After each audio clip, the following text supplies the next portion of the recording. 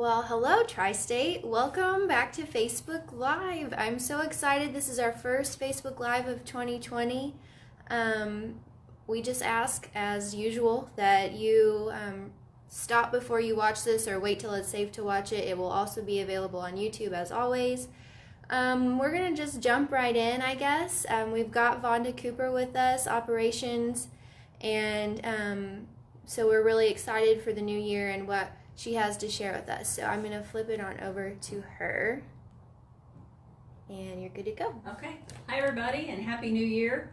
I thought to start off the new year, we would reflect on some important items from last year in preparation for a great start to 2020. Some of this stuff you will have heard before. If you haven't, more the better. And a lot of it is some new information about what we expect for 2020. So one of the things that's high on the list right now is several of our DoD teams have reported experiencing heightened security and background checks at military bases due to the current state of world affairs. We can't emphasize enough how important it is for you guys to arrive early for your appointment times and expect these delays. I mean, these guys have a job to do. The security levels have risen at the military bases. So even the base personnel are experiencing some extra vetting when they arrive to work. So just know that it's not just you, but be prepared, be early, and always be courteous. We even had a team this past week that was detained in Coronado to the degree that they split the drivers up. They put them in separate interrogation rooms. They called in NCIS, they called in FBI, and they shut the base down. So just be prepared for that. The team handled it beautifully. I mean, they got through, they got their load, and everything was fine. But, you know, those situations can be strenuous for you certainly, but also for the personnel there. So be aware of that. Their particular issue was on their ABS system, on their flatbed, there was a green light. Now, I do know it was a former R&R trailer, and some of the R&R vans had green lights on the ABS system, so the driver could easily tell that his trailer tracking was connected when he hooked to the trailer. Why that green light was on a flatbed, I can't address. I haven't dug into it that far, but that's what it was. So it's just good to know what your bells and whistles are. Make sure you pre-trip those trailers. Make sure you know what everything is should you be asked at the gate. Another thing that's on some of our trailers that most of you are aware of, but if you're not, I thought I'd bring it up, is the automatic tire inflation systems. We do have that on about 800 of our trailers. There's about 25 Conestogas. There are, you know, and the rest are van trailers, so it could be that you would be asked what those are, but just be aware and be knowledgeable of your trailer so you can answer any of those questions. And your driver manager has a list of these trailers that have the tire inflation systems, so they'd be able to assist you as well. Love's Tire Pass. That's something we talked about last year. We made it free for all of our trucks, both company and owner. There was a situation last year where a driver was told, well, you should have a sticker on your truck so I don't have to enter the VIN number. And basically, the first time you use Love's Tire Pass, we were told that they will have to enter your VIN number, but the attendant should be able to give you a sticker for your truck so that on future visits, they'll scan it, shortening your wait time and shortening their processes as well. But they'll check and fill the tire pressures in all positions, and they'll also check the tread depth on the tires in all positions. These things are important to our CSA. We have some issues with our tire pressures and tread levels, so it's certainly something we want you to take advantage of. One of our dispatchers here in Joplin mentioned this as an issue that they've seen, and it may be just because you were off on holiday and forgot, but if you're under a DITS load with a DCS tracking requirement or trailer tracking has to be enabled, don't turn off your truck and leave it in the off position. It's okay to shut it off, but then turn it to auxiliary or turn the key back to the on position without starting. What happens is we lose connection with the truck and DITS calls, and then, you know, it's a carrier event in the DITS personnel's eyes, and we don't want anything to keep Tri-State from being the top DoD carrier. TSMT trailers, serviced every 6 months, which is, better than the DOT requirement. So we do those inspections every 6 months, but we need your help to stay compliant. Work with your driver managers to get your trailers serviced and your DOT inspections completed. This is only going to help us as it gets busier in the busier months to come, but it will certainly keep us prepared and ready for whatever we're asked to do and keep us out of trouble with the DOT. Some of the drivers sent in a few reminders to share with you guys, to help make everybody's job easier. We ask that you always do a pre-trip inspection and report any issues to your DEM or breakdown. Check your trailer doors for padlocks before you drop it. If you're going to drop a trailer, don't leave your padlock on it. Take your padlock with you. Next guy should lock it up. When you're sweeping out a trailer, we've had some reports of drivers sweeping trash, any nails or debris in the trailer on the ground. That's not good. Bag it up, throw it away. Most places have some sort of receptacle, and if you can't find it, just ask them. They'll tell you where you can put the trash. And make sure your paperwork is protected from moisture when you drop a loaded trailer. I'd carry some gallon-sized Ziploc baggies, but some customers will provide that if you're dropping a load and you need a place to put your paperwork. The LTX camera systems have been installed for the most part. I think there's less than 10 trucks we're still trying to get the cameras on. But some of you are running with your camera covered up in the clamshell. Please remove the cover. The cameras were installed for a reason, and when they're covered up, it completely defeats the purpose of having the camera, and they're there for your safety. So many times, the big truck is always blamed for any incident that might happen, and on numerous occasions, it saved the company's bacon and owner-operator too, by having that video of the event, because it's not something you could avoid. So please uncover those. If you're concerned about the inward-facing camera, even though they are not live, place a small piece of electrical tape over the lens. That'll block it out, maybe give you some peace of mind, but those clamshells need to be off when you leave the DOD facility. We sent out a message about scaling freight if you're an over-the-road truck, preloading freight for another over-the-road truck. Back before the end of the year, and our minimum weight was 35,000 pounds. Anything over 35,000 pounds you needed to scale. Well, we have had to lower that to 25,000 pounds.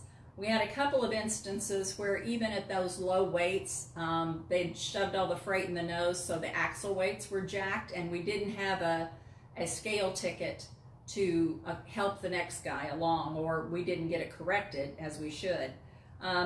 So the rules are, all loads over 25,000 pounds must be scaled.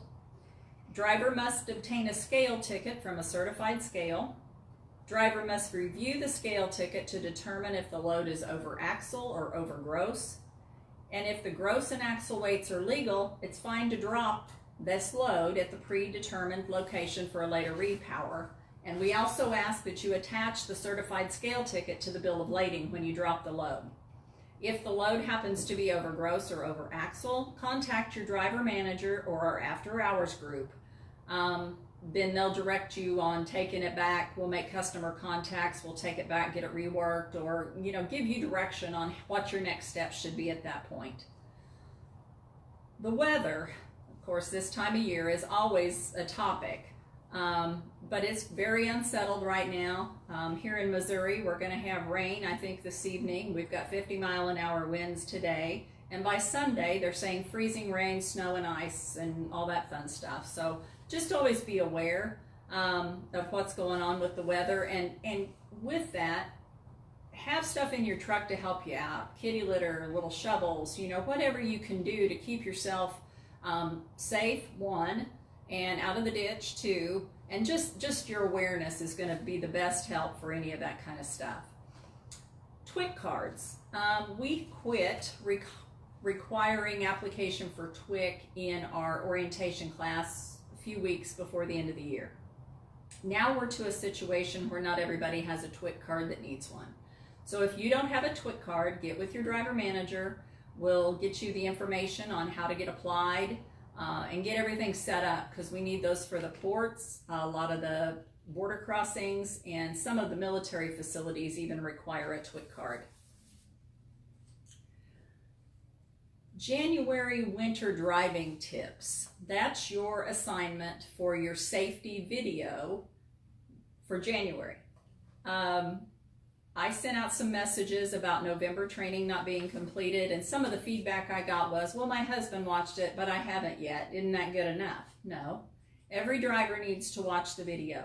So once Terry assigns that stuff to you guys, just get on there and do it. It's a simple little deal. It's not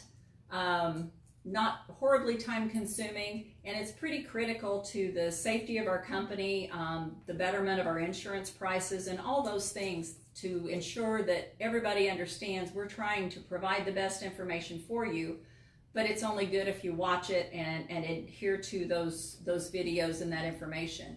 If you see something on there that you think is just really silly, mention it to your DM. Donnie's always available to talk about it. I've heard him have several conversations about things, but it can seem very elementary to you, but still it's a good reminder as we move into the worst travel months of the year. One of our hot topics for last year, and will continue this year, is CSA. We have a lot of extra training we've completed with both some of our driver fleets, like the Western 11, the solos that handle primarily all waste. And we're even having some operations training over the last 2 weeks of February. All of our operations staff's going to go back through Has Waste School. Andy Bradford is going to do a pretty intense 8-hour training for these folks, so everybody's on the same page. Donnie asked me to remind you guys that are loading in the Western 11 states to send a placarding worksheet before you leave the shipper. Night dispatch can call Donnie or Andy. I mean, we're before our training. I mean, we know we might have the cart before the horse a little bit here by asking you to send those, but it's important that we get on top of this. So if the after hours group or your driver manager can't assist you with what information you're sending in, then we'll certainly get the safety group involved, because we've got to get a handle on these issues. Also, you need to have an ERG book and your paperwork within reach with the seatbelt on. If your paperwork is too much to be in the door pocket, have a box between the seats. That paper can't be in the trailer. That paperwork can't be in the sleeper. You can't holler back at your partner if you're a team and ask them to hand it to you. That's just not going to cut it. And those are very simple issues for correction. I don't think anybody misunderstands that or whatever. It's just pay attention to it, and those are easily corrected issues for our CSA scores. Another one of our CSA scores that we've been seeing a little more of since the implementation of ELDs is locating the electronic user's manual on your MCP 200. And I've got a little sheet here. I don't know how well you can see it, but it basically gives you your ELD manual from your home screen. You can go to MCP Training and then select Hours of Service, and the Hours of Service overview will open, and that is your manual. So if a DOT officer asks you for that, you ought to be able to go to your device and open that up for him and tell them, this is my manual. Yes. Also, that I'm pretty sure that's available on the driver portal as well. Okay, good. That form that you have, I think that's on there as well. Okay, great. That's good. Thanks, Riley. Some new things coming in 2020. We have new van trailers ordered.